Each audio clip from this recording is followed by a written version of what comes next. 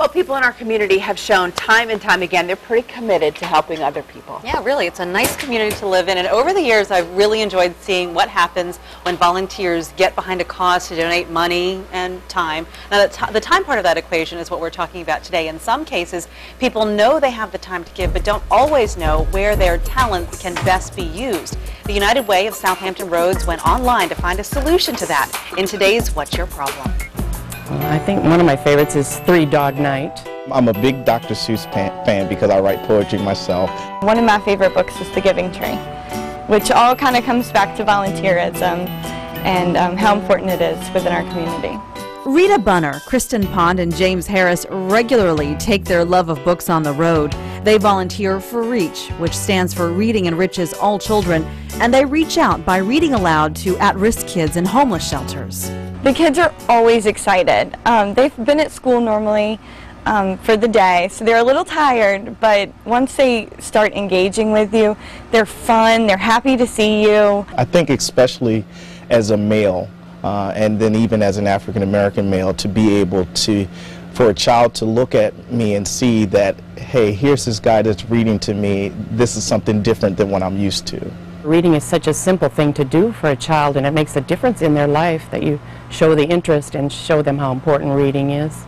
At the REACH offices in Ghent, employees are extremely excited about this week's National Read Across America Day. Also, Dr. Seuss's birthday. Thanks, Jordan. They're also thrilled about the new online way to connect volunteers with their mission.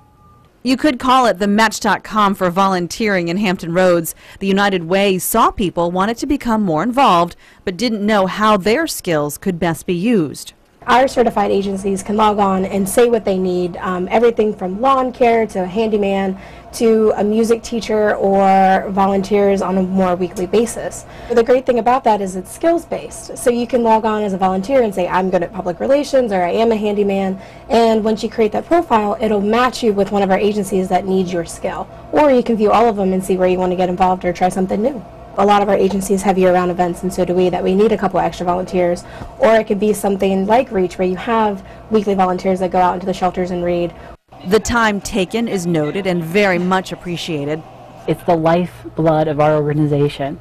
You know, the passion. Jordan and I are a two-woman shop here, and so we really need, you know, we find solace in those volunteers that can come out and share that same passion for us and go into these shelters and read to these kids. These volunteers have to have that passion to go in and deal with, you know, these issues that are facing these children and kind of take them away and help them celebrate literacy. We really heard an outcry from the community and in the companies that we work with that they want to be engaged, they want to volunteer more. The United Way encourages would-be volunteers to spend a little time creating a profile at the website serveshr.org.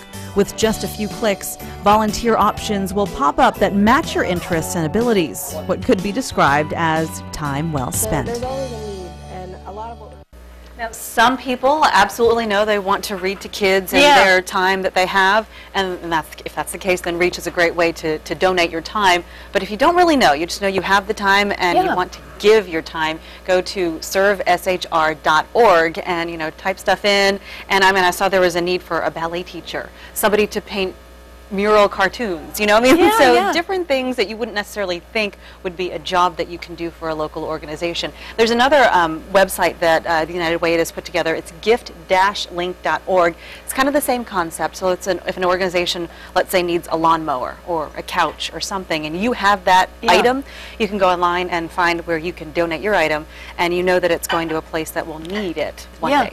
We talked earlier this week about, you know, what would you do if you weren't doing, you know, your current job. So if it is something like ballet or painting that might not be your full-time gig, you could still do it for people through that. That's good. Some people do, like you said, they know what they want to do. Others just want to go where they're most needed. And you can find out what is needed. And also, I mean, for those folks who are maybe one day looking for a job, it's not a bad way to maybe get your foot in the door somewhere. Right. Get more confident doing it, whatever you do with people and all that. All right, we could go on and on, except our producer said, please stop going on and on. We'll put all the information at thehamptonroadshow.com. Thanks, Cheryl. You're welcome.